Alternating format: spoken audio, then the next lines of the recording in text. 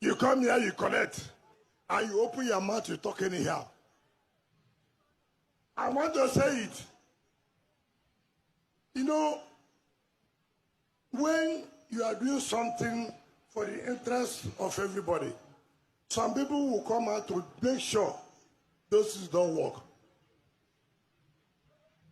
I say it here, Victor, I want to say it here. Take this message. Tell your National Secretary, leave River State alone.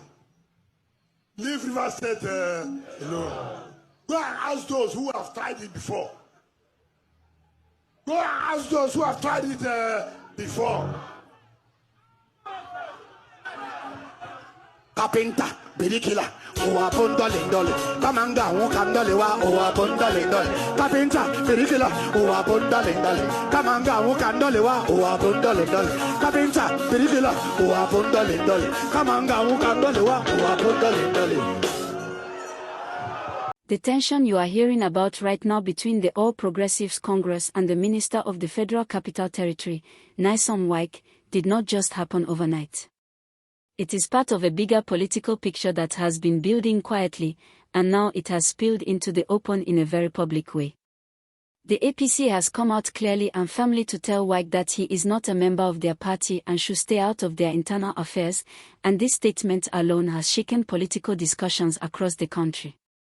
As this story begins, it is important to understand that Wike is currently serving in an APC-led federal government, yet he is not officially registered as a member of the APC. This unusual position has always created mixed reactions. Some people see him as an ally of the ruling party, while others see him as an outsider who only supports the government when it suits his political interest. This difference in perception is what has now exploded into a full public exchange.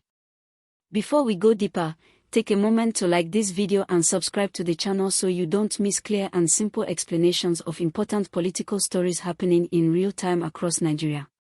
What triggered this latest reaction was Wike's strong warning directed at senior figures of the APC, especially over comments and actions linked to Rivers State politics. Wike openly cautioned party leaders to stay away from what he described as sensitive political matters in Rivers State. He spoke with authority, confidence, and the tone of someone who believes he still controls the political direction of the state. His message was simple but strong: Rivers politics should not be handled carelessly by outsiders, and the support given to the current federal government should not be taken for granted. This warning did not sit well with the APC leadership. Within a short time, the party responded sharply. The APC made it clear that Wike does not belong to the party, and therefore has no right to instruct, warn, or interfere in its internal decisions. Their message was direct and firm: if you are not our member, you cannot speak as if you represent us. This response marked a clear line being drawn, and it showed that patience within the party hierarchy had run out. The APC leadership went further to stress that political parties are guided by structure, loyalty, and membership.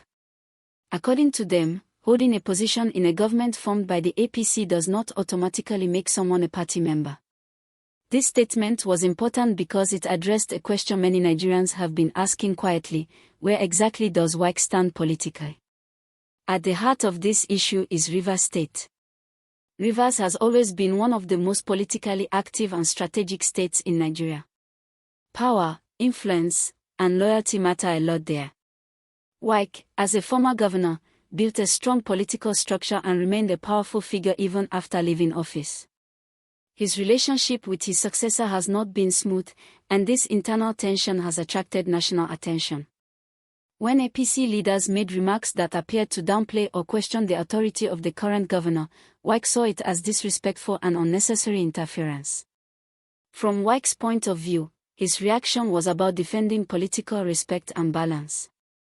He believes that political cooperation should come with mutual respect, not public statements that undermine local leadership. He also made it clear that political support should never be mistaken for political submission. In his view, alliances do not mean silence, especially when local interests are involved.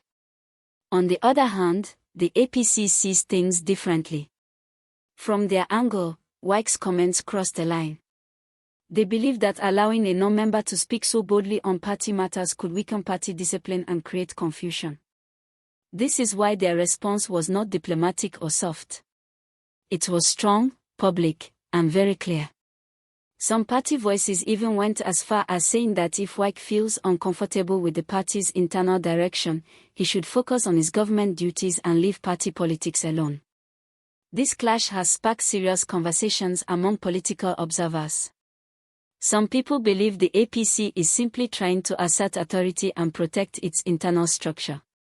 Others feel the party may be underestimating Wike's influence and political weight, especially in a state as sensitive as Rivers. There are also those who see this entire exchange as early positioning ahead of future political battles, both at state and national levels. In the middle of all this, Nigerians are watching closely. Many are asking whether this disagreement will affect governance, cooperation within government, or political stability in key regions.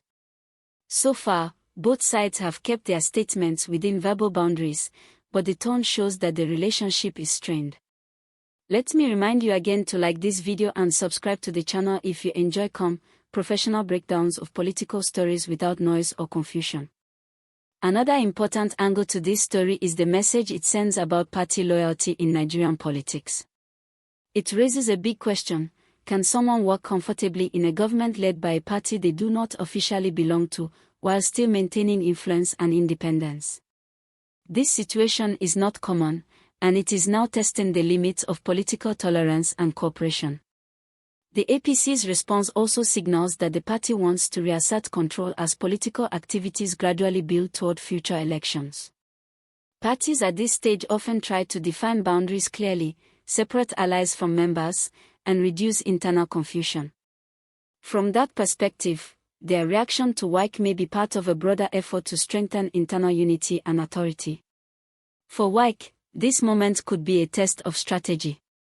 He must now decide whether to soften his public tone, clarify his political position, or continue speaking forcefully when he feels state interests are involved.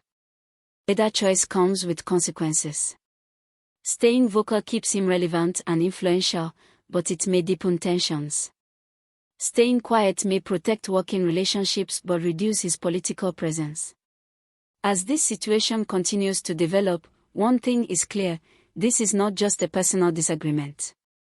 It reflects deeper issues around power, loyalty, and influence in Nigerian politics.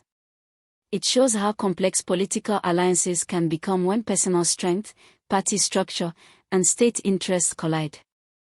Nigerians should expect more statements, more reactions, and possibly behind-the-scenes negotiations. Political disagreements often start with words, but they rarely end there.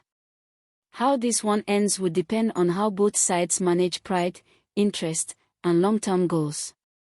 As we wrap up this detailed gist, remember to like this video, subscribe to the channel, and turn on notifications so you don't miss timely and well-explained updates on stories shaping Nigeria's political landscape. Drop your thoughts in the comments and let others know how you see this situation, and as always, stay informed, stay calm, and stay engaged.